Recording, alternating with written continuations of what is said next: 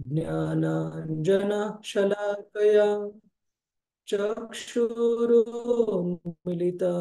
येन तस्मै श्रीगुरवे नमः।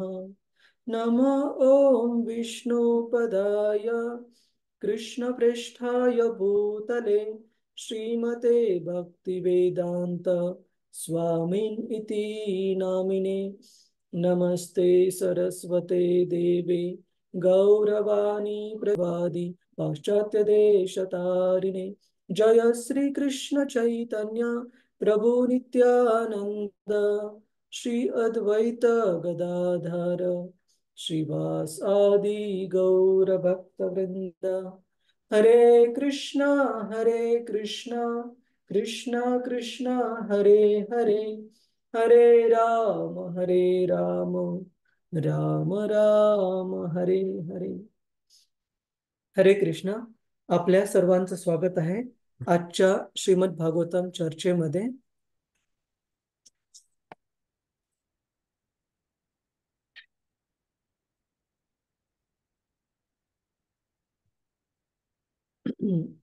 एक मिनिट द्या मला PDF ओपन करण्यासाठी।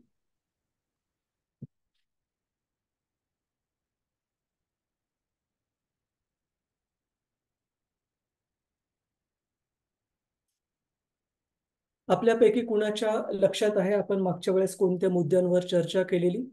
कोणताही एक मुद्दा?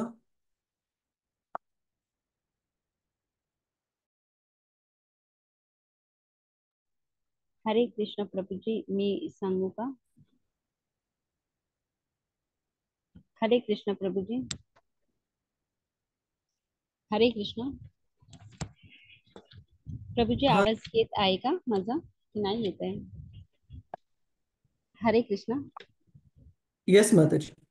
हा प्रभुजी, तुम्ही सांगितलेले आवाज की आवाज आवाज ऐकू येत आहे माझा आपल्याला सगळ्यांना? प्रभुजी, तुमचा घरघर आवाज येतोय। हो हो येतोय पण. हा हो, पण येतोय एक माझा माझा एक एक मिनिट, होल्ड होल्ड कर hold.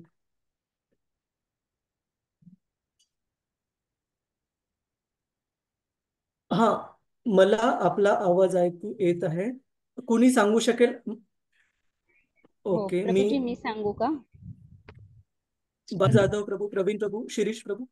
हा हा माताजी सांगा। हा प्रभुजी, तुम्ही सांगितलेले की कुंती देवीने कृष्णाचे जे भगवंताचे जे रूपाचे स्तर आहे ना त्याच्याबद्दल सांगितलेलं की कसे हम्म. भौतिक जे श्रीकृष्ण कशा पद्धतीने किती हे आहेत की त्यांचे जे कुंती देवीने नम्रतेने सांगितलेले की माझ्यासारखी जी सामान्य व्यक्ती आहे तुम्ही तिला म्हणजे मी तुम्हाला समजू शकत नाही, कारण तुम्ही फक्त जे परम हंसवाले असतात ना त्यांनाच फक्त समजू शकता। आणि प्लस त्यांनी म्हणजे खूप पद्धतीने कुंती देवीने त्यांचे जे यशोदा आणि नंद बाबा, यशोदा मैया, गोपी यांचे वेगवेगळ्या पद्धतीने वखाण केलेलं होतं। आणि त्याच्यानंतर जेव्हा तिची पूर्णपणे प्रार्थना समाप्त झाल्यानंतर जे श्रीकृष्ण होते त्यांनी फक्त स्मित हास्य फक्त केलेलं होतं की ते सुद्धा त्याच्यासाठी सुद्धा त्यांनी एक माया म्हणजे योग मायाच्या भ्रमाने कुंती माताला काय केलेलं, भ्रमित केलं थोडस की उत्तर काय द्यायचे ते त्यांना कळत नव्हतं, म्हणून त्यांनी फक्त मायेने त्यांना भ्रमित केलेलं। आणि श्रीकृष्ण स्वराट असून सुद्धा ते आपल्या जे भक्तांचे जे स्नेह आहे त्यांनी खूप बांधले जातात। आणि प्लस उत्तम श्लोकाबद्दल सुद्धा तुम्ही सांगितलेलं की भगवान असतात ते उत्तम श्लोकी आहेत, इथपर्यंत प्रभूची माहिती। उत्तम श्लोक या शब्दाचा अर्थ काय आहे? उत्तम श्लोकी म्हणजे ते खूप गुण हे करतात म्हणजे श्रीकृष्णाबद्दल नाम रूप गुण लीलाबद्दल हे त्यांच्याबद्दल असं काहीतरी सांगितलं। उत्तम श्लोक म्हणजे असे व्यक्ती ज्यांना खूप वेगवेगळ्या प्रकारच्या छान श्लोकांनी जे अलंकारित आहेत, त्यांचे भक्त त्यांना वेगवेगळ्या प्रकारच्या छान श्लोकांनी त्यांची स्तुती आभूषण। करतात, आभूषित करतात त्यांना। Right right right. right?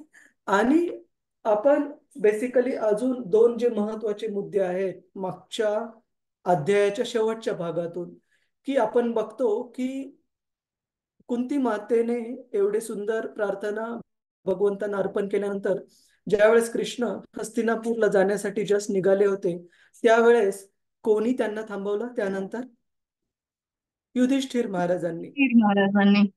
हा, आणि काय कारण होतं त्याचं, युधिष्ठिर महाराजांनी कारण ते थांबवण्याचं? खूप दुःखी होते प्रभूजी, कारण त्यांना वाटत होते की त्यांच्यामुळे सगळेच जणांचं काय झालेलं होतं, सगळेजण मरण पावले होते म्हणजे युद्धामध्ये. आणि कुरुक्षेत्राच्या ते युद्धामध्ये.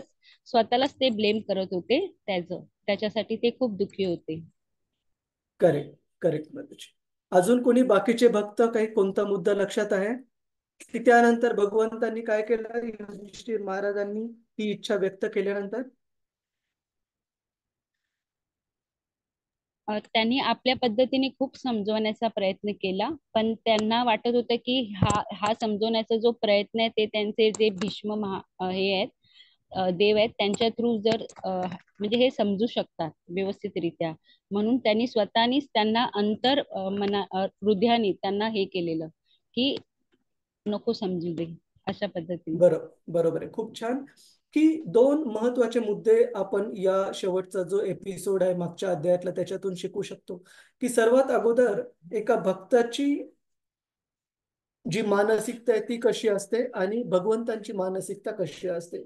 एका भक्ताची मानसिकता असते की कोणतीही गोष्ट त्याचे परिणाम स्वीकारण्यासाठी किंवा स्वतःची चूक मान्य करण्यासाठी स्वीकारण्यासाठी एक भक्त नेहमी तत्पर असतो.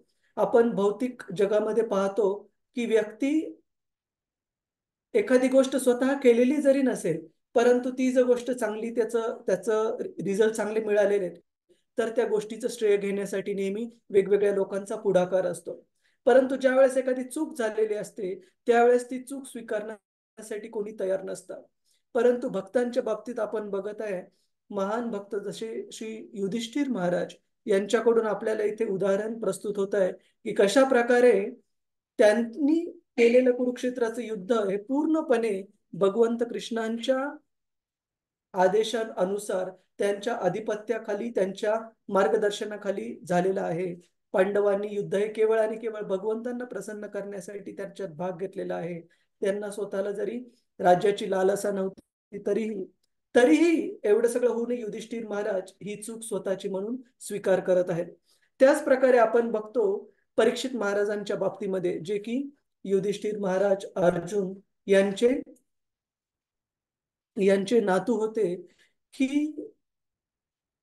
ज्या वेळेस परीक्षित महाराजांनी स्वतः तहानेने आणि भुकेने व्याकुळ असताना एका क्षणासाठी त्यांच्या डिस्क्रिशन मध्ये, त्यांच्या सत्सद विवेक बुद्धीमध्ये थोडासा गॅप पडला आणि त्यांनी शृंगी शमिक ऋषी ज्यांच्या आश्रमामध्ये ते गेले होते, एक मृत सर्प त्यांच्या गळ्याभोवती टाकला. ज्यावेळेस शमिक ऋषी हे ध्यान करण्यामध्ये मग्न होते आणि परीक्षित महाराज आणि त्यांचे सैन्य आलेलं त्यांच्या आश्रमामध्ये त्यांना कळालं नाही, तर परीक्षित महाराजांनी नाराज होऊन शमिक ऋषींच्या गळ्यामध्ये मृत सर्प टाकलेला, गुंडाळलेला. आणि शमिक ऋषींचा जो लहान मुलगा होता शृंगी, त्यांनी स्वतःच कळण्याचं वय नसताना किंवा समज नसताना परीक्षित महाराजांच्या चुकीची एवढी मोठी शिक्षा दिली की त्यांना मृत्यू दंडाची शिक्षा दिली. परंतु परीक्षित महाराज, असं भागवत सांगतं की पूर्णपणे प्रतिकार करण्याची क्षमता असताना पण परीक्षित महाराजांनी त्या लहान मुलाच्या शापाचा प्रतिकार केला नाही आणि त्यांनी स्वतःची चूक म्हणून स्वीकारली आणि मृत्यू येणारा ते पण आनंदाने स्वीकारलं, स्वतःला त्यासाठी तयार केलं भगवंतांच्या नामस्मरणामध्ये. तर अशा प्रकारे आपण वेगवेगळ्या उदाहरणावरून पाहतो की भगवंतांचे भक्त हे कशा प्रकारे थोड्या क्षणासाठी जरी त्यांच्याकडून एखादी चूक झालेली असेल सतत विवेक बुद्धीमध्ये किंवा ठरवण्यामध्ये, तरी ती चूक मान्य करण्यामध्ये आणि त्याची ओनरशिपला आपण मराठीत काय म्हणतो, त्याचं उत्तरदायित्व स्वतःकडे घेण्यामध्ये नेहमी तत्पर असतात. आणि त्याचप्रमाणे भगवंतांचा पण एक महत्वाचा गुण या मागच्या अध्यायामध्ये पुढे येतो की कशा प्रकारे कोणताही मनुष्य कोण आहे, कोणती दुसरी व्यक्ती आहे जी की एखाद्या मनुष्याला कोणत्याही गोष्टीबद्दल कन्व्हिन्स करू शकते, दृढ करू शकते भगवंतांशिवाय. पण एवढं असून पण भगवंतांनी युधिष्ठिर महाराजांना शिकवण देण्यासाठी त्यांना, एक मिनिट, युधिष्ठिर महाराजांना धर्माच्या तत्वाचं म्हणा किंवा क्षत्रिय धर्माचं पालन करण्याचे जे मार्गदर्शन आहे ते करण्यासाठी कुणाला निवडलं? स्वतःचे शुद्ध भक्त जे की भीष्मदेव आहेत त्यांना निवडलं. आणि केवळ कृष्णांच्याच प्रेरणेने, हृदयामधून परमात्म्याने दिलेल्या प्रेरणेनुसार युधिष्ठिर महाराज यांच्या ज्या शंका होत्या, यांची जे विचार होते की केवळ आणि केवळ माझ्या हट्ट आणि माझ्या लालसेपायी, राज्याच्या लालसेपायी इतक्या सगळ्या करोडो क्षत्रियांचे आणि जीवांचे नाहक बळी गेलेले आहेत. भगवंत जरी त्यांना समजून सांगण्याचा प्रयत्न करत होते, परंतु भगवंतांच्याच कृपेने, म्हणजे परमात्मा रूपी भगवंत जे हृदयामध्ये वास करत आहेत, त्यांनी दिलेल्याच प्रेरणेने युधिष्ठिर महाराज हे पूर्णपणे मान्य करू शकले नाही की ती त्यांची चूक नव्हती. कारण त्याचं होतं की भगवंतांची ही इच्छा होती की पाचही पांडवांना घेऊन मृत्यूशय्येवर असलेल्या भीष्मदेवांचे दर्शन घेण्यासाठी कुरुक्षेत्राच्या युद्धभूमीवर पांडवांना घेऊन जावं, जेणेकरून एकाच भेटीमध्ये बरेच सगळे वेगवेगळे उद्देश भगवंतांना साध्य करायचे होते. महत्वाचा उद्देश होता की भीष्म, ज्यांना इच्छा मृत्यूचं वरदान होतं आणि जे भगवंतांचे महान शुद्ध भक्त होते, त्यांना त्यांच्या मृत्यूच्या वेळेला भगवंत स्वतःचं दर्शन देऊ शकावे, ते एक कारण होतं. दुसरं कारण होतं भीष्मदेवांकडून युधिष्ठिर महाराजांना हे धर्माचं राज्य कशा प्रकारे असावं याचा उपदेश करून घेणे. आणि तिसरं कारण होतं की सर्व पांडवांना घेऊन ज्या वेळेस भगवंत कृष्ण भीष्मदेवांकडे जातील, आणि भीष्मदेव हे भगवंतांचे शुद्ध भक्त होते आणि पांडवांच्या लहानपणापासून हितचिंतक होते, त्याच्यामुळे भीष्मदेवांना आनंद देण्यासाठी की मृत्यूच्या शेवटी का होईना, परंतु पांडवांना या जगाचे सार्वभौम राजा झाल्याचं पाहिल्यामुळे त्यांना आनंद व्हावा, समाधान वाटावं भीष्मदेवांना, म्हणून भगवंत त्यांना पांडवांना घेऊन जाण्याची इच्छा होती भगवंतांची. आणि अशा प्रकारे आपण बघतो की त्यांनी युधिष्ठिर महाराजांना कन्व्हिन्सला आपण मराठीत काय म्हणतो प्रभूजीज माताजीज? त्यांना पटू दिलं नाही युधिष्ठिर महाराजांना की ते या युद्धाचं कारण नव्हते, ही युद्ध व्हावे धर्माच्या नियमांनुसार, ही भगवंतांचीच इच्छा होती, जेणेकरून धर्माचं राज्य या पूर्ण जगावर यावं.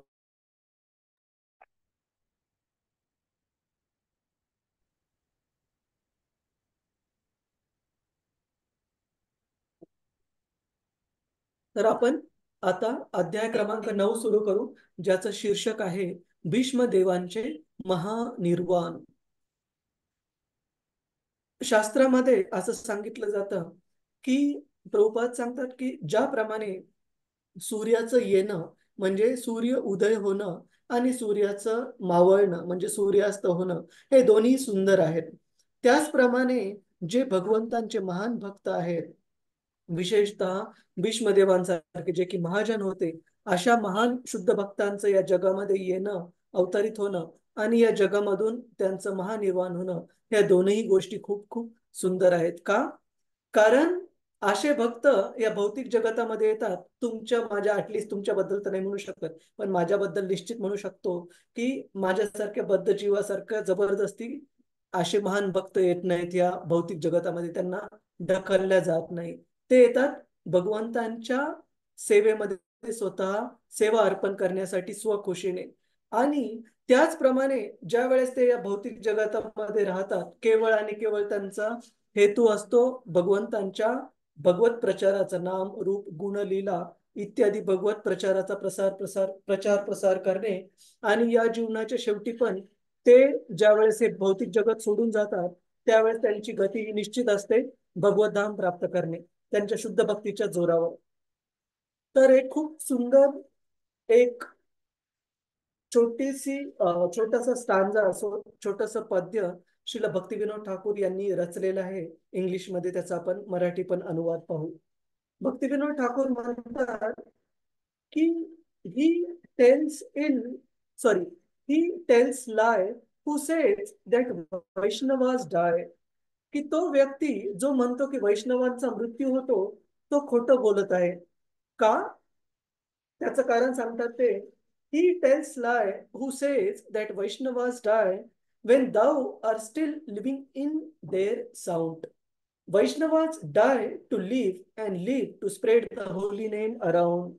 याचा अर्थ होतो की तो व्यक्ती खोटं सांगत आहे जो म्हणतो की वैष्णवांचा मृत्यू होतो, कारण असे वैष्णव ज्या वेळेस या भौतिक जगतामध्ये असतात त्यावेळेस त्यांच्या राहण्याचा हेतू असतो केवळ आणि केवळ भगवंतांची सेवा करणे, भगवंतांचा गुण रूप नाम लीला इत्यादींचा प्रचार प्रसार करणे. आणि असे भक्त ज्या वेळेस हे भौतिक जगत सोडून जातात त्यावेळेस पण ते मागे काय सोडून जातात? Vaishnavas die to live and live to spread the holy name around. म्हणजे त्यांच्या प्रचार प्रसाराने त्यांनी केलेला जो उपदेश आहे भगवंतांबद्दलचा, त्या उपदेशातून ते सदैव अमरत्व प्राप्त करतात. सदैव या भौतिक जगामध्ये त्यांचं अस्तित्व हे अमर होऊन जातं, कारण त्यांचा मृत्यू हा किड्या मांजऱ्या किंवा पशुप्रमाणे जीवन जगणाऱ्या मनुष्याप्रमाणे नसतो, तर त्यांचा मृत्यू हा भगवत धामात परत जाणे असतो भगवंतांची सेवा केल्यानंतर या भौतिक जगतामध्ये. तर अशाच प्रकारचे एक महान शुद्ध भक्त भगवंतांचे आहेत, जे की 12 महाजनांपैकी एक आहेत, 8 वसूंपैकी एक आहेत. हे आहेत गंगापुत्र भीष्म. तर यांच्याबद्दल आपण आज या अध्यायामध्ये चर्चा करणार आहोत. आणि आपण मागच्या वेळेस पण यांच्याबद्दल चर्चा केलेली की भीष्मदेव हे भगवंत कृष्णांचे पहिल्यापासून शुद्ध भक्त आहेत आणि केवळ कृष्णाच्याच इच्छेनुसार भीष्मदेवांनी कौरवांच्या बाजूने लढले हे दाखवण्यासाठी. कृष्ण हे दाखवणार होते पूर्ण जगाला की बघा तुम्ही किती शक्तिशाली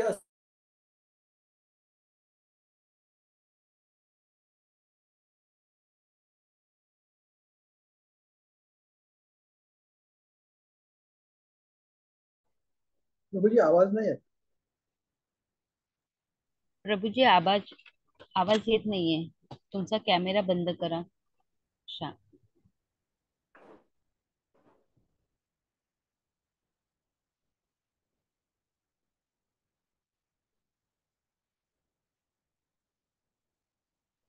हरे कृष्ण. आवाज येत आहे माझा? प्रतिरूपा माताजी बाकीचे भक्त? हो हो हो हो येत ठीक आहे.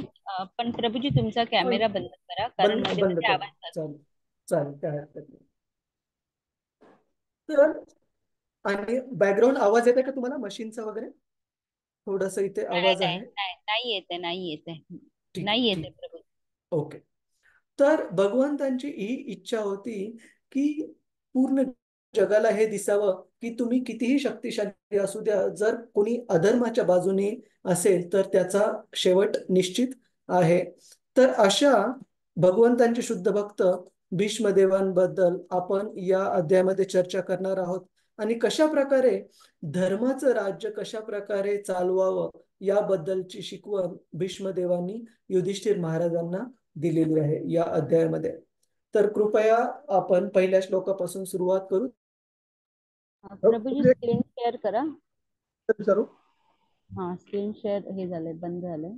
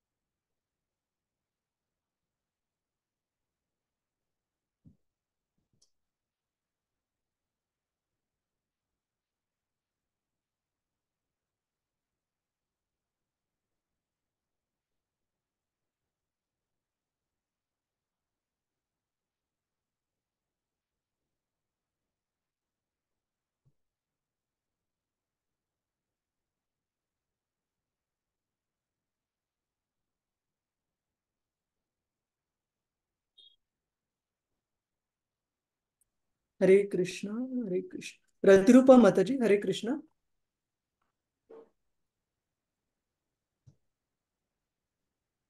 प्रभूजी मी हरे स्क्रीन कृष्ण। शेअर करू का? मी स्क्रीन शेअर करू? नाही, मी करतो। स्क्रीन शेअरचा इश्यू नाहीये, पण इश्यू अच्छा, मला माझ्या वाटलं इंटरनेटचा आहे। पण तुम्ही करा, काही हरकत नाही, तुम्ही करू करा। का? हा, कारण काय मला थोडं कमी. हरे कृष्ण। आणि आजची रेकॉर्डिंग मध्ये बरेच काही काही डिस्टर्बन्स असतील माताजी, तर आजची नाही हा ठेवायची तर नको ठेवू आपण। हरे कृष्ण। एक मिनिट। प्रभूजी राहू दे माझ्यासाठी. म्हणजे एक इथे प्रश्न येतो मनामध्ये.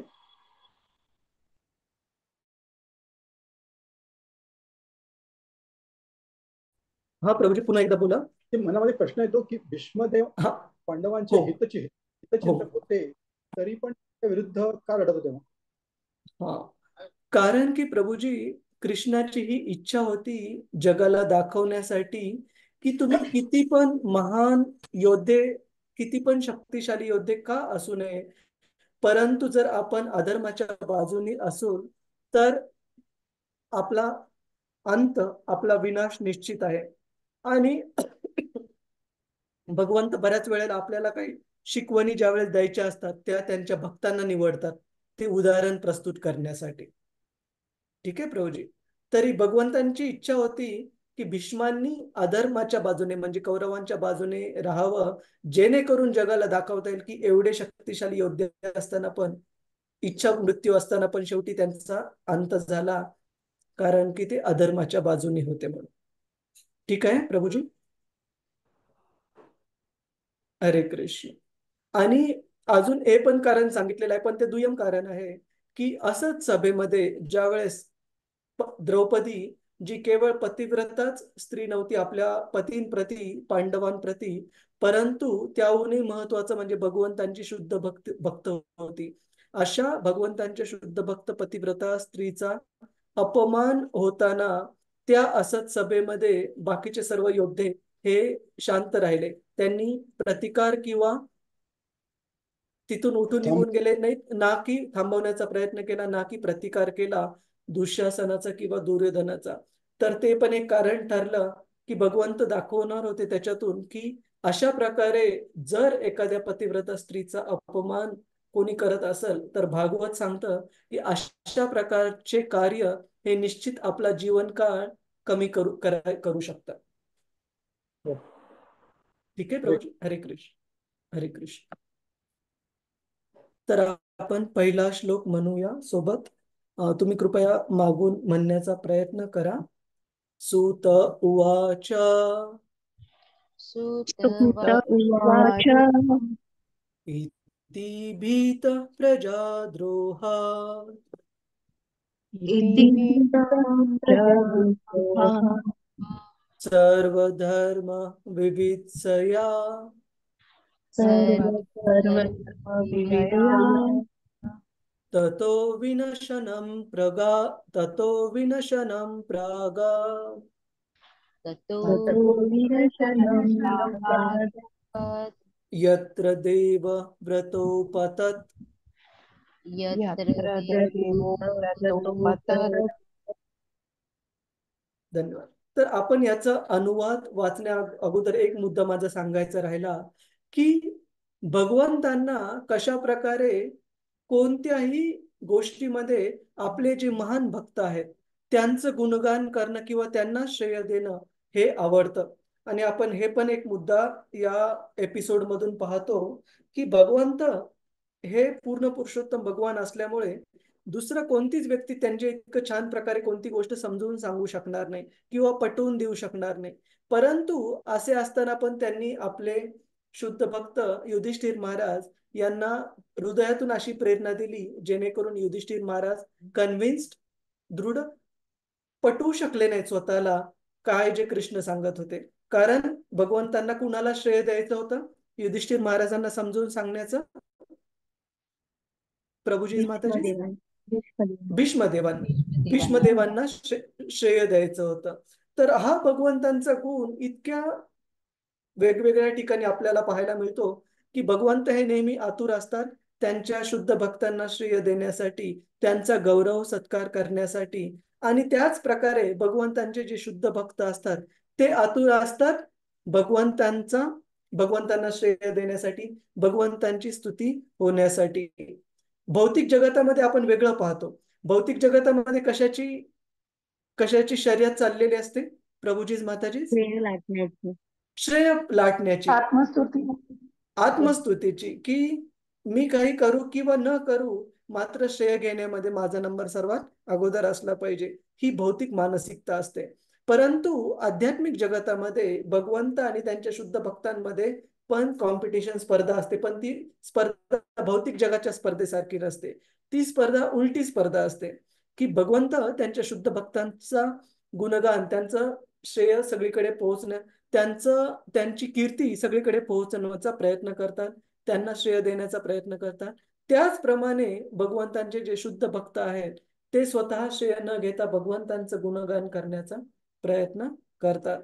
तर याच एका कारणाने की भगवंतांना त्यांचे जे शुद्ध भक्त भीष्मदेव जे की मृत्यूशय्येवर होते, त्यांचा शेवट गोड करायचा होता आणि त्यांचं जी कीर्ती होती ती पूर्ण जगासाठी मांडायची होती आणि त्यांच्याकडून युधिष्ठिर महाराजांना धर्माचं राज्य कशा प्रकारे चालवायला पाहिजे याची शिकवण द्यायची होती. म्हणून पांडवांना सोबत घेऊन भगवंत हे युद्धभूमीवर गेलेले, जिथे की भीष्मदेव मृत्यूशय्येवर आहेत, मृत्यूच्या काही क्षण अगोदर.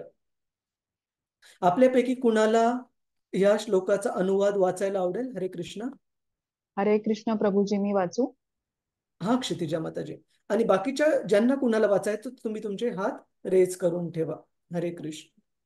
हरे कृष्ण. श्रीला प्रभुपाद की जय. सूत गोस्वामी म्हणाले, कुरुक्षेत्राच्या रणभूमीवर झालेल्या अतोनात मनुष्यहानीमुळे अंतःकरणात भय उत्पन्न झालेले युधिष्ठिर महाराज पुन्हा त्या रणक्षेत्राकडे गेले. तेथे भीष्मदेव शरशय्येवर मृत्यूची प्रतीक्षा करीत होते. धन्यवाद. तात्पर्य. हा, धन्यवाद प्रभूजी. वाचू का तात्पर्य? हा हा.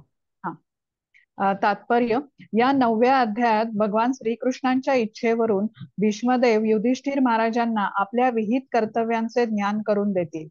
या मर्त्य जगाची सीमा सोडण्यापूर्वी भीष्मदेव भगवान श्रीकृष्णांची प्रार्थना करतील आणि भौतिक कर्तव्यांच्या बंधनातून मुक्त होतील. भीष्मदेवांना इच्छा मृत्यूचे वरदान होते आणि शरशय्येवर पडून राहण्याची त्यांची स्वतःची इच्छा होती.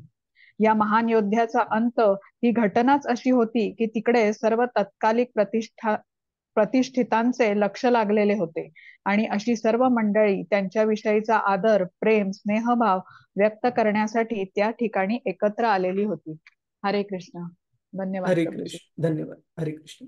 तर इथे आपण बघतो की एकाच कार्यातून भगवंतांना वेगवेगळे त्यांचे प्रयोजन पार पाडायचे आहेत आणि त्यापैकी एक आहे भीष्मदेव जे की मृत्यूशय्येवर होते.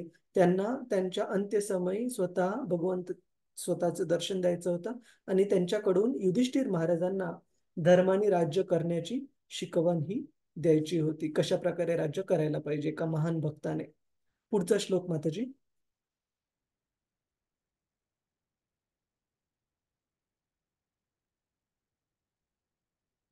तदा ते भ्रातरः सर्वे तदा ते भ्रातरः सर्वे सदश्वै स्वर्णभूषितैः सदस्यै स्वर्णभूषितैः अन्वगच्छन् रथैर्विप्रा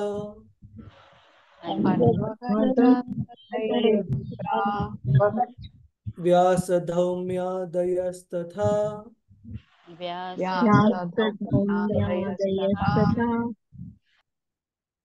कोण वाचणार आहे? हरे कृष्ण प्रभू, वाचू मी? हा, रेश्मा माताजी. येस. हरे कृष्ण. त्यावेळी त्यांचे बंधूही सोन्याचे अलंकार घातलेले उत्तम घोडे जुंपलेल्या सुंदर रथामधून त्यांच्या मागोमाग गेले. त्यांच्या संगतीने व्यास, धौम्य आदी ऋषीही तिकडे गेले. हरे कृष्ण. पुढचं पण अनुवाद वाचा माताजी. श्लोक हरे क्रमांक कृष्ण. 3. हरे कृष्ण. हे ब्रह्मर्षी शौनक, भगवान श्रीकृष्णही अर्जुना समवेत रथातून तेथे आले. त्यावेळी युधिष्ठिर महाराज यक्षा समवेत चाललेल्या कुबेरासारखे वैभव संपन्न असे शोभून दिसत होते. तात्पर्य वाचू प्रभूजी. हा, तात्पर्य वाचण्याच्या अगोदर एक गोष्ट मला आपल्या सगळ्यांना सांगायची आहे की इथे पांडव, भगवंत कृष्ण आणि पांडवांसमवेत कोण कोण आहेत? महान ऋषी जसे की व्यासदेव आहेत, धौम्य ऋषी आहेत.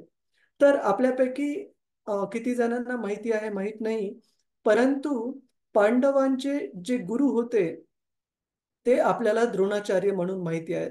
परंतु द्रोणाचार्य ही was a military teacher. Military teacher म्हणजे जे युद्धविद्या आहे, युद्ध कला आहे, ती शिकवण्याची जी जिम्मेदारी होती ती द्रोणाचार्यांकडे होते. परंतु पांडवांचे जे स्पिरिच्युअल टीचर किंवा ज्याला आपण पुरोहित म्हणतो, ते पुरोहित हे धौम्य ऋषी होते. तर श्लोक क्रमांक 2 मध्ये आपल्याला दिसतं की पांडवांसोबत आणि भगवंत कृष्णांसोबत भीष्मदेवांकडे भेटायला जाणाऱ्यांमध्ये व्यासदेव होते आणि धौम्य ऋषी पण होते. तर धौम्य ऋषी हे पांडवांचे पुरोहित, त्यांचे हे म्हणजे स्पिरिच्युअली आध्यात्मिक गोष्टींमध्ये त्यांना मार्गदर्शन करणारे त्यांचे गुरु होते धौम्य ऋषी. ठीक आहे, खाली या माताजी. आणि श्लोक क्रमांक 3चं तात्पर्य.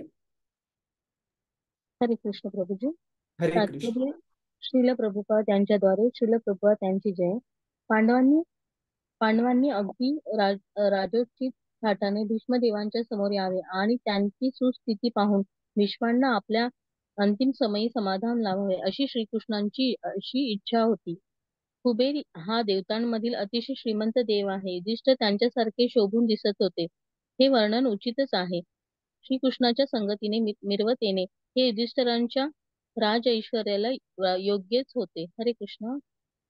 हरे कृष्ण. तर खूप महत्वाचा मुद्दा आहे इथे. ज्या वेळेस भगवंत पांडवांना घेऊन भीष्मदेवाकडे गेले, त्यावेळेस त्यांनी पांडवांना, पाचही पांडव भावांना खूप उच्च प्रकारची म्हणजे खूप लक्झरियस ज्याला आपण म्हणतो अशी वस्त्र परिधान करायला सांगितली, राजाची वस्त्र. का? कारण त्यांना भीष्मदेवांना त्यांच्या मृत्यूच्या वेळी आनंद द्यायचा होता आणि त्यांना पूर्ण समाधान द्यायचं होतं भीष्मदेवांना, जे की भगवंतांचे महान शुद्ध भक्त होते. की आता तरी एवढे सगळे, आणि आपण भीष्मदेवांच्या प्रार्थनेमधून हे पाहणार आहोत काही श्लोकांमध्ये, जिथे भीष्मदेव म्हणतात की आशय धर्माचे पालन करणारे भगवंतांचे लहानपणापासून शुद्ध भक्त असलेले पांडव या आणि साक्षात भगवंत ज्यांचे कुटुंबीय होते, कुटुंब सदस्य होते, अशा पांडवांना कशा प्रकारे एकानंतर एक असंख्य अडचणींना सामोरं जावं लागलं. तर अशा भीष्मदेवांना मृत्यू समयी समाधान प्राप्त होण्यासाठी की आता भगवंतांच्या कृपेने पांडवांचे हे हाल संपलेले आहेत आणि भगवंतांनी त्यांना पूर्ण जगाचे सार्वभौम राजा म्हणून युधिष्ठिर महाराजांना स्थापित केलेलं आहे. हे भीष्मदेवांना त्यांच्या डोळ्यासमोर बघता यावं म्हणून भगवंतांनी खूप ऐश्वर्य संपन्न अशा पोशाखांमध्ये पांडवांना घेऊन भीष्मदेवांसमोर गेलेले आहेत. क्लिअर आहे सगळ्यांना प्रभूजीज माताजीज? कुणाचा काही प्रश्न आहे? नाही मास्तर, नाही प्रभू. ठीक ठीक आहे, आपण पुढे जाऊ. श्लोक क्रमांक 4चं तात्पर्य कुणाला वाचायचं आहे? कोण वाचणार आहे? अंजली माताजी तुम्ही? प्रभू हा, रेश्मा माता, कोणी रिक्वेस्ट वाचू? केली? हा, रेश्मा माताजी. हा, हरे कृष्ण. हरे थांबा. हरे कृष्ण. मधुकर प्रभू मी तुम्हाला पुढचं सांगतो आणि शिरीष प्रभू तुम्ही पण पुढचं वाचा त्याच्या. ठीक आहे? हरे हरे कृष्ण. कृष्ण. हा, स्वर्गातील भूमीवर पतित झालेल्या एखाद्या देवाप्रमाणे भीष्मदेवांना पहुडलेले पाहून धाकट्या बंधूसहित युधिष्ठिरांनी आणि श्रीकृष्णांनी त्यांना प्रणाम केला. तात्पर्य श्रील प्रभुपाद यांच्याद्वारे श्रील प्रभुपाद यांची जय. भगवान श्रीकृष्ण युधिष्ठिर महाराजांचे कनिष्ठ मामे बंधू होते, तसेच ते अर्जुनाचे प्रिय मित्रही होते. असे असले तरी सर्व पांडव परिवारांची भगवान श्रीकृष्ण साक्षात भगवंत आहेत अशी दृढ श्रद्धा होती. भगवंत देखील नेहमी आपल्या भगवत्तेची जाणीव असूनही मानवी शिष्टाचारांना धरून वागत असत. म्हणूनच निर्वाण पथावर असलेल्या भीष्मदेवांना त्यांनी वंदन केले. जणू काही तेही युधिष्ठिराचे बंधूच होते. हरे कृष्ण. धन्यवाद प्रभूजी. हरे कृष्ण. तर इथे आपण बघतो की भगवद्गीतेमध्ये 3ऱ्या अध्यायामध्ये खूप सुंदर श्लोक येतो. भगवंत कृष्ण सांगतात की यत यत आचरती श्रेष्ठा तत् तत् एवे जन जनार्दन, की सामान्य जे मनुष्य आहेत, सामान्य जे व्यक्ती आहेत, ते नेहमी या सोसायटीमध्ये, या समाजामधल्या महान व्यक्तींचं अनुकरण करण्यामध्ये रस ठेवतात. आणि त्याचमुळे आपण बघतो की वेगवेगळे जे, हरे कृष्ण, फटाक्यांचा खूप आवाज येत आहे बॅकग्राऊंड मध्ये. आपल्याला आवाज येतो इथे? नाही प्रभूजी. नाही प्रभू. तर प्रत्येकाला, आपल्यापैकी प्रत्येकाला एका रोल मॉडेलची गरज असते. त्यामुळे आपण बघतो की ऍडव्हर्टायझिंग इंडस्ट्री जी आहे ती नेहमी कोणत्या नावाजलेल्या, नामांकित अशा नट्यांना किंवा जे खेळाडू आहेत, स्पोर्ट्स पर्सन, त्यांना जाहिरातीमध्ये घेतात. का? की त्यांना जाहिरातीमध्ये पाहिल्यानंतर लोकांना पण त्यांना फॉलो करण्याची, त्यांचं अनुकरण करण्याची प्रवृत्ती असते, की माझ्या रोल मॉडेलने एखादी गोष्ट वापरली म्हणजे मी पण तशी गोष्ट वापरायला पाहिजे. तर त्याच मुद्द्याला अनुसरून आपण पाहतो की भगवंत कृष्ण हे जरी पूर्ण पुरुषोत्तम भगवान असतील, तरीही या पृथ्वी तळावर अवतरल्यानंतर सामान्य मनुष्यांसारखेच ते जे काही नियम आहेत त्यांचं पालन करतात. त्याच प्रकारे आपण बघतो की पांडवांना भेटल्यानंतर पण प्रत्येक वेळेस भगवंत कृष्ण हे युधिष्ठिर महाराजांना नमन करतात. पूर्ण पुरुषोत्तम भगवंत असल्यानंतर त्यांना काहीच गरज नाही प्रणाम करण्याची. पण युधिष्ठिर महाराज हे त्यांचे मोठे भाऊ आहेत, मोठे आत्ते भाऊ आहेत, आणि कृष्ण हे युधिष्ठिर महाराजांचे मामे भाऊ आहेत. तर आपल्या मोठ्या भावाला जे व्यवस्थितपणे वागण्याची जी पद्धत आहे, जे संस्कार आहेत, ते आहेत त्यांना नमन करणे. तर भगवंत अशा सर्व भौतिक जगतामध्ये असताना या सर्व नियमांचं पालन करायचे, जेणेकरून सर्वसाधारण मनुष्यांना पण एक आदर्श व्यक्तीचं उदाहरण ठेवता यावं भगवंतांकडून. आणि त्याच प्रकारे इथे पण भीष्मदेवांच्या समोर आल्याने, कारण भीष्म पितामह हे पांडवांसाठी he was a great grandfather, he was a great patriarch. Patriarch म्हणजे कुरु कुळामधले सर्वात श्रेष्ठ असे व्यक्ती होते. धृतराष्ट्र, पांडू यांच्यापेक्षा पण श्रेष्ठ. तर अशा पितामह भीष्मांना केवळ पांडवांनीच नाही तर भगवंतांनी स्वतः पण स्वतःचा आदर किंवा आपलं स्वतःचं वंदन त्यांना प्रस्तुत केलं. श्लोक क्रमांक 5 अनुवाद आणि तात्पर्य कोण वाचणार होतं? मधुकर प्रभू, हरे कृष्ण. वाचायचं आपल्याला. हा, थोडं वरती. हा, हा, थोडं स्क्रोल करा वर माताजी. राजा भरताच्या कुळातील त्या श्रेष्ठ पुरुषाचे दर्शन घेण्यासाठी विश्वातील देवर्षी, ब्रह्मर्षी, राजश्री असे सर्वच गुणसंपन्न श्रेष्ठात्मे त्या ठिकाणी एकत्र झाले होते. तात्पर्य पण वाचू का? हा. आध्यात्मिक प्रगतीच्या मार्गाने त्यांनी परिपूर्णता मिळवली, त्यांना ऋषी म्हणतात. अशी आध्यात्मिक सिद्धी कोणालाही मिळवता येते, मग तो राजा असो वा साधू संन्यासी असो. भीष्मदेव स्वतःही ब्रह्मर्षीच होते. ते भारत कुळातील वंशजात प्रमुख होते. ऋषी सत्वगुणी असतात. भीष्मदेवांसारखा थोर योद्धा थोड्याच काळात मृत्यू सामोरा जाणार हे कळल्यावर त्यांच्या दर्शनासाठी हे सगळे तेथे आले होते. हरे कृष्ण. हरे कृष्ण. तर येथे श्रीमद भागवत हे भीष्मदेवांची महती सांगत आहेत की कशा प्रकारे एका व्यक्तीला आपलं जीवन परिपूर्ण करण्यासाठी भगवे वस्त्र धारण करण्याचीच गरज नाही.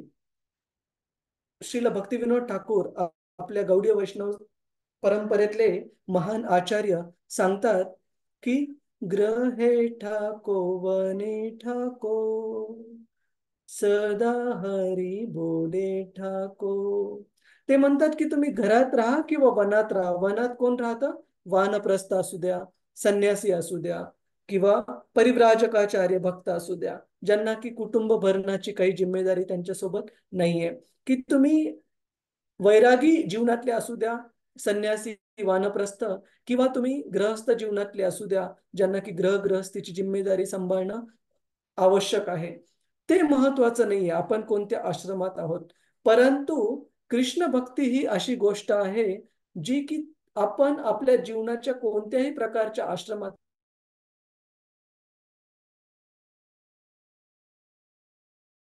भावनेचे जे कर्तव्य आहेत ते पार पाडू शकतो.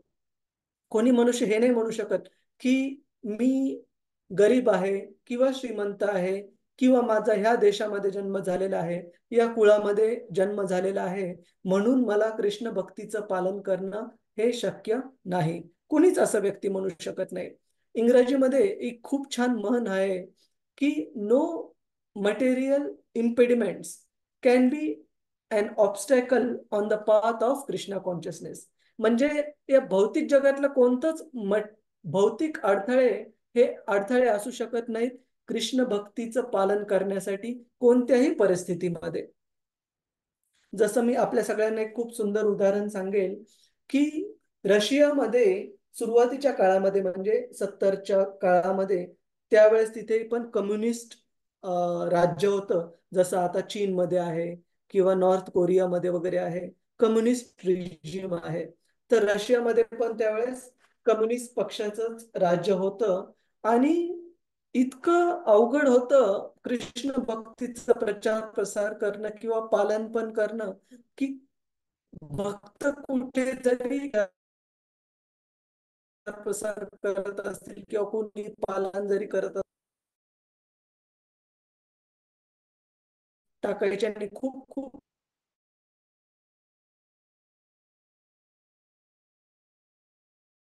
तर अशा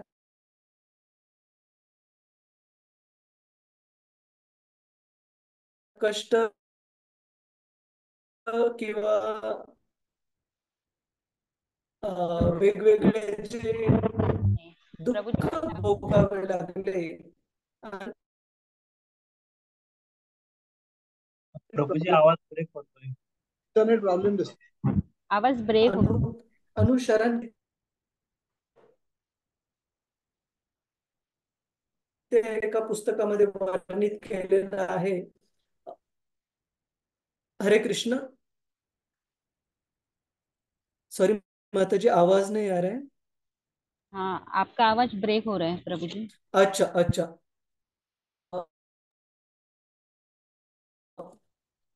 सॉरी सॉरी.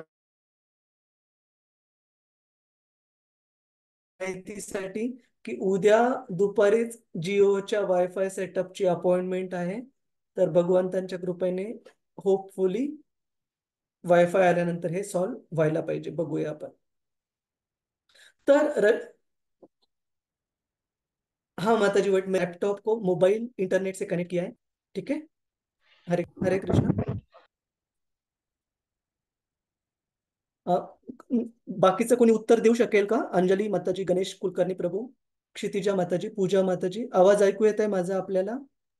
प्रभूजी आवाज ऐकू येतोय पण प्रश्नच नाही ऐकायला. प्रश्न नाही कळला.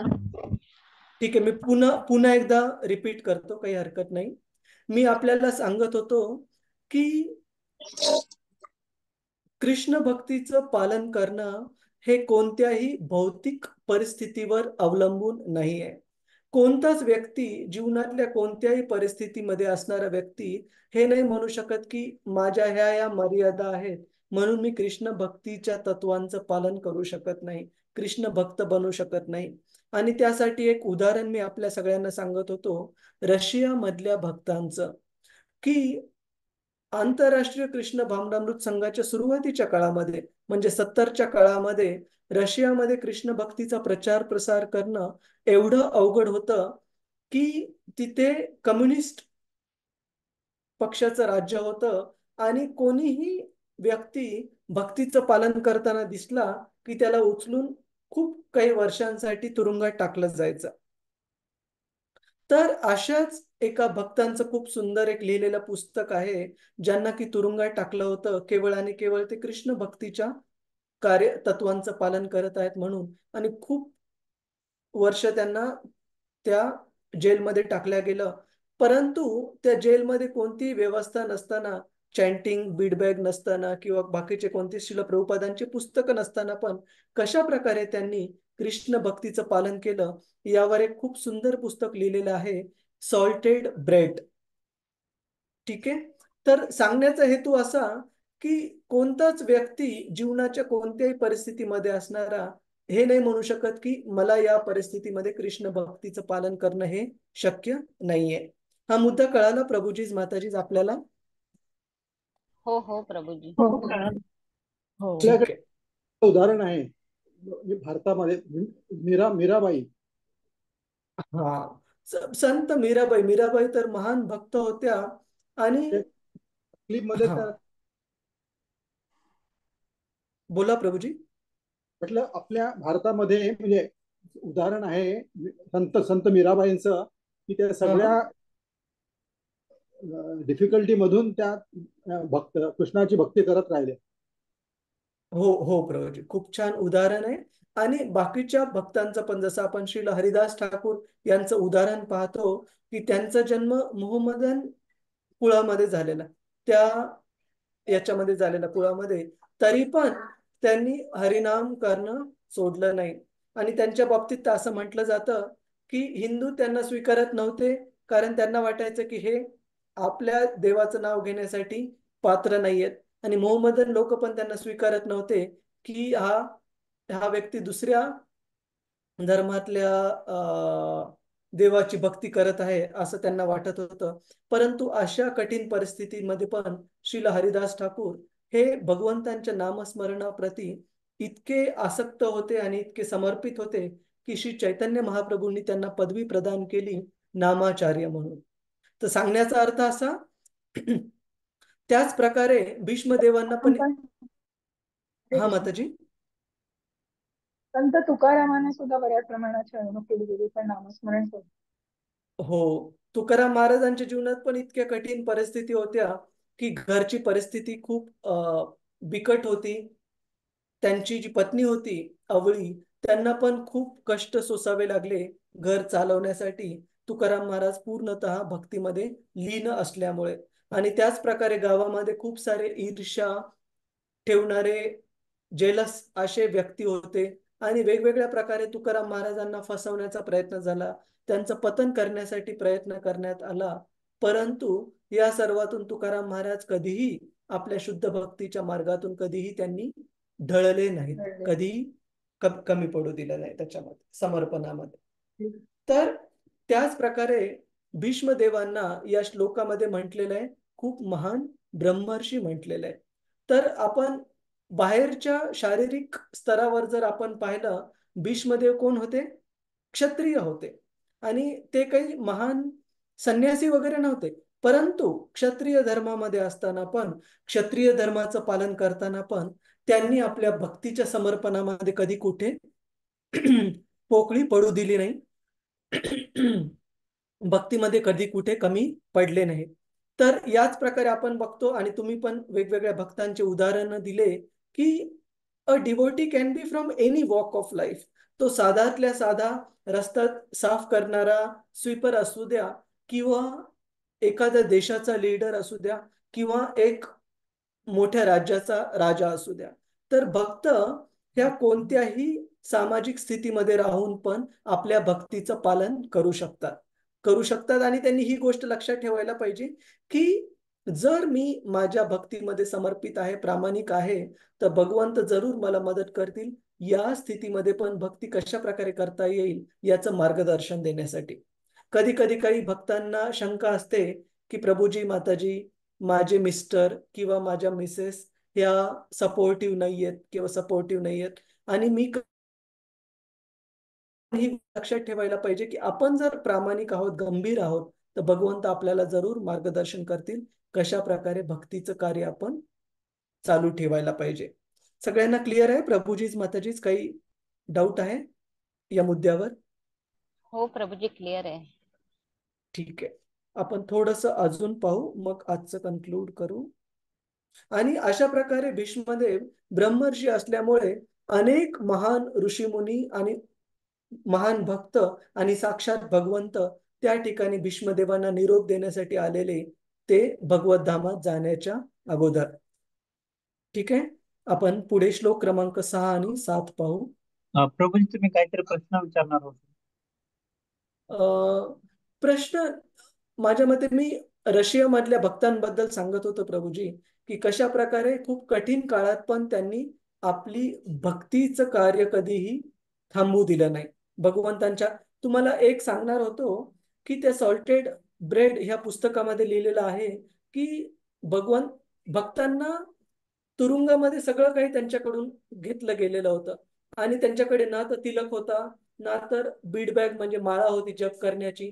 तर भक्तांनी काय केलं माहितीये की टूथपेस्ट असतो ना, टूथपेस्ट सकाळी ब्रशिंगसाठी वापरतो आपण, ते अंगाला त्याचा तिलक लावला पूर्ण 12 ठिकाणी. आणि जे ब्रेड मिळायचे त्यांना खाण्यासाठी, त्या ब्रेडमध्ये थोडं पाणी मिसळून त्या ब्रेडला हाताने जसं आपण वाती बनवतो त्या प्रकारे त्यांनी त्या ब्रेडची बीड हे बनवली, आपली जपमाळ बनवली आणि त्या जपमाळेचा उपयोग करून ते भगवंत कृष्णाचं नामस्मरण करायचे, जप करायचे. तर सांगण्याचा अर्थ असा की किती कठीण परिस्थितीमध्ये पण त्यांनी भक्तीला सोडलं नाही. आणि अशा प्रकारे जर व्यक्तीने भक्तीला सोडलं नाही तर कृष्ण पण कधी अशा भक्ताला सोडतील का एकटं? प्रभूजीच माताजीच नाही नाही. सोडणार. नाही. कृष्ण पण नेहमी त्यांना सोबत देत राहतील आणि त्यांना ह्याच जन्मामध्ये परिपूर्णता प्राप्त करून देतील. तर तिथे कोणते कोणते महान ऋषी मुनी आले होते ते सांगितलेले आहे श्लोक क्रमांक 6 आणि 7 मध्ये. आपल्यापैकी कुणाला वाचायला आवडेल अनुवाद? प्रभूजी माताजी. तो का तारे? हा, शिरीष प्रभूजी. यस प्रभूजी. हरे कृष्ण. हरे कृष्ण. पर्वत मुनी, नारद मुनी, धौम्य ऋषी, साक्षात परमेश्वरावतात असलेले व्यास, बृहद बृहद बृहदश्व भरद्वाज आपल्या शिष्यवर्गासहित, परशुराम, वसिष्ठ, इंद्र, प्रमद, त्रितत, भृत्समत, असित, पक्षीमान, गौतम, अत्री, कौशिक आणि सुदर्शन असे थोर थोर ऋषी त्यावेळी तेथे उपस्थित होते. हरे पुढचं वाचू. कृष्ण. हा, तात्पर्य वाचा. एक पर्वत मिनिट हा प्रभूजी, हे तात्पर्य बहुतेक खूप मोठं आहे कारण वेगवेगळ्या सर्व ऋषी मुनींचं वर्णन असेल. माताजी स्क्रोल करा थोडं खाली, त्याच्यामुळे आपण हे पुढच्याच वेळेला सुरुवात करूया. हा, ठीक आहे माताजी, कळालं. वर जा, वरच्या अनुवादाच्या तिथे जा. तर इथे आपण पाहतो की ज्या वेळेस श्री चैतन्य महाप्रभू आणि त्यांचे एक महान भक्त रामानंद राय यांचं गोदावरी तीराच्या बाजूला ज्या वेळेस चर्चा झाली श्री चैतन्य महाप्रभूंच्या दक्षिण भारत यात्रेमध्ये, त्यावेळेस चैतन्य महाप्रभूंनी खूप सारे वेगवेगळे प्रश्न विचारले आणि रामानंद राय जे की त्यांचे महान भक्त होते त्यांच्याकडून त्या प्रश्नांची उत्तरं घेतली, केवळ तुमच्या आणि माझ्यासाठी, आपल्यासाठी. तर त्यामध्ये एक प्रश्न श्री चैतन्य महाप्रभू रामानंद राय यांना विचारतात की खरी जी कीर्ती आहे, खरी जी कीर्तीला आपण अजून समानार्थी शब्द कोणता आहे? कीर्तिवान असणं माहिती आपल्या सगळ्यांना. प्रसिद्धी. प्रसिद्धी. प्रसिद्धी. हा, खरा असा कोण व्यक्ती आहे जो खरा प्रसिद्ध आहे? तर त्यावेळेस रामानंद राय उत्तर देतात की हे महाप्रभू, आपला भक्त, शुद्ध भक्त म्हणून जो व्यक्ती ओळखला जातो त्या व्यक्तीची कीर्ती ही खरी कीर्ती मानायला पाहिजे. त्यामुळे भौतिक जगतामध्ये आपल्याला वेगवेगळ्या प्रकारचे प्रसिद्ध लोक मिळतील. काही चित्रपट अभिनेते अभिनेत्री असतील, काही राजकीय वेगवेगळे नेते असतील, काही खूप श्रीमंत व्यक्ती असतील, पण या सर्व व्यक्तींच्या कीर्तीपेक्षा त्या व्यक्तीची कीर्ती मोठी आहे जो भगवंतांचा भक्त म्हणून ज्याची ओळख आहे. तर त्याच प्रकारे आपण बघतो श्री भीष्मदेव जे की भगवंतांचे शुद्ध भक्त होते आणि 12 महाजनांपैकी एक आहेत, 8 वसूंपैकी एक आहेत. त्यांची कीर्ती एवढी जग जाहीर होती भगवंतांचे शुद्ध भक्त म्हणून की त्यांच्या देह वसनाची, त्यांच्या देहत्यागाची ज्यावेळेस वेळ आली, त्यांच्या मृत्यूची घटका ज्यावेळेस जवळ आली, त्यावेळेस हे बाकीचे सगळे महान ऋषी मुनी तिथे उपस्थित आहेत, केवळ आणि केवळ भीष्मदेवांना निरोप देण्यासाठी आणि त्यांच्या प्रती आपला आदर व्यक्त करण्यासाठी, भगवंतांचे महान भक्त म्हणून. आणि त्याच्यामुळे खूप महान ऋषी मुनी इथे आलेले आहेत. पर्वत मुनी, नारद मुनी, दौम्य मुनी, परशुराम, वसिष्ठ, बाकी सर्व ऋषी मुनी. आणि आपण यानंतरचं पुढच्या वेळेला कंटिन्यू करू. कुणाचा काही प्रश्न आहे प्रभूजीज माताजीज आजच्या चर्चेबद्दल? वसु म्हणजे कोण सर प्रभूजी? कोणते मुनी? वसुजी. वसु, अच्छा, 8 वसूज. अच्छा, तर ज्या प्रकारे प्रभूजी हे जसं चतुष्कुमार असू, 8 वसूज असू, हे भगवंतांचे नित्य सहयोगी आहेत आध्यात्मिक जीवनामध्ये प्रभूजी. तर त्यांच्याबद्दलचं मला पण थोडं वाचावं लागेल, की पण भगवंतांचे नित्य सहयोगी आहेत तेवढं आपण माहिती आहे प्रभूजी ह्याच्यामध्ये, आध्यात्मिक जगतामध्ये. ओके. ठीक आहे, हरे कृष्ण. अजून कुणाचा काही प्रश्न आहे प्रभूजीज माताजीज? हरे कृष्ण प्रभूजी. येस संजना माताजी. प्रभूजी, माझा थोडा एक वेगळा प्रश्न होता की हा. भगवद्गीता जी आहे, भगवंतांनी अर्जुनाला म्हणजे अर्जुनालाच का सांगितले की तो नरनारायणपैकी एक होता, की अजून काय कारण होतं? कारण की तिथे भगवंतांचे भक्त सुद्धा खूप होते, जसं कुंती माता सुद्धा त्यांची एक शुद्ध भक्त होती. मग त्यांना जर हो. सांगायचं असलं असतं तर त्यांनी अर्जुनाला असं का निवडलं असं? त्याच्या मागे एक वेगळं रिझन काय प्रभूजी, ते ऐकायचं होतं. अच्छा, तर आपल्या प्रश्नांमध्ये 2 प्रश्न आहेत, की एक आहे भगवंतांनी भगवद्गीता का सांगितली आणि दुसरी आहे अर्जुनालाच का सांगितली. तर 4थ्या अध्यायाच्या सुरुवातीला कृष्ण याचं उत्तर देतात. कृष्ण सांगतात की हे अर्जुन, ही जी भगवद्गीता आहे ना, ती आत्ताच केवळ हे ज्ञान मी सांगत नाहीये तुला. वर्षोनवर्ष, लाखो करोडो वर्षांपासून हे भगवद्गीतेचं ज्ञान परंपरेमध्ये चालत आलेलं आहे सर्व लोकांच्या उद्धारासाठी, राजर्षींद्वारे. म्हणजे अगोदर असं असायचं की जे राजा असायचे राज्याचे, ते भगवंतांचे एवढे महान भक्त असायचे आणि त्या राजाच्या राज्यामध्ये प्रजा पण भगवंतांची भक्ती करून सुखी असायची, आध्यात्मिक जीवनामध्ये प्रगती करणारी असायची. ती जी लिंक होती परंपरेची, ती मोडल्या गेली आणि ती लिंक पुन्हा इस्टॅब्लिश करण्यासाठी, पुन्हा स्थापित करण्यासाठी भगवंतांनी अर्जुनाला निवडलं राजर्षीच्या रूपामध्ये. आणि अर्जुनालाच का निवडलं? कारण अर्जुन हा भगवंतांचा महान भक्त होता आणि भगवंतांच्या प्रती बिलकुल एक तीळ मात्र पण त्याच्या मनामध्ये ईर्ष्या नव्हती. आणि अर्जुनाद्वारे ही जी भगवद्गीतेची शिकवण होती, भगवंतांना तुम्हाला, मला आणि सर्व आपल्याला द्यायची होती माताजी भगवंतांना, त्यामुळे त्यांनी पुन्हा भगवद्गीताचं ज्ञान सांगितलं आणि अर्जुनाला पण निवडलं. ठीक आहे. शुद्ध भक्ताचं सांगायला गेलं तर निश्चित कुंती माता शुद्ध भक्त होत्या, भीष्मदेव शुद्ध भक्त होते, परंतु भगवंतांची इच्छा की त्यांना कुणाला निवडायचंय. पण अर्जुनामध्ये पात्रता निश्चित होती, जी भगवद्गीतेमध्ये दिलेली आहे.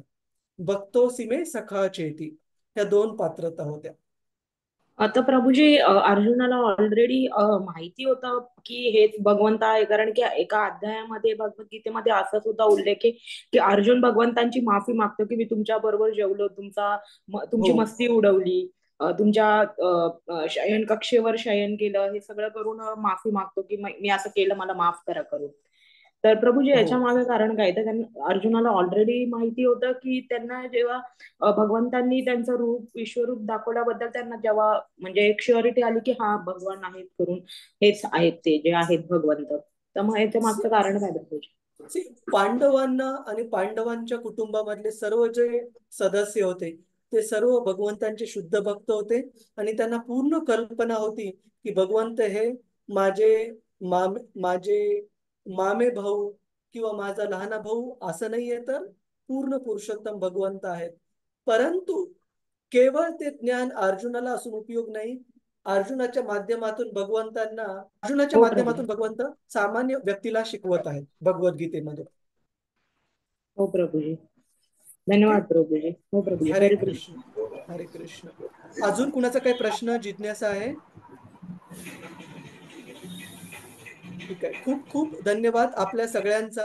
आणि इयरफोन भगवंतांची दया आहे, छान आहेत, नॉईज कॅन्सलिंग आहेत.